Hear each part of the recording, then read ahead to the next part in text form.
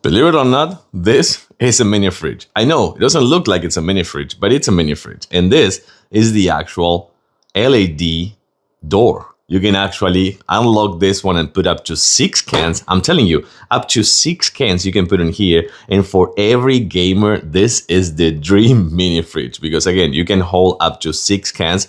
You can see that has 2 more right there, 2 more on the bottom, 2 more like there on the back. And I also have 2 more right here. So this makes to be 6 because I have the other one open just here that I just opened it a little bit ago.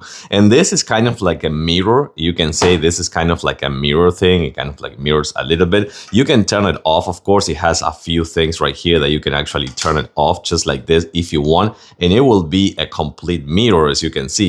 But I love how this one looks like that. And of course, it also, you can actually put it in your car if you want, because it comes with this. So you can actually hold it and put it in your car, which I think is also going to be really cool for any truck driver.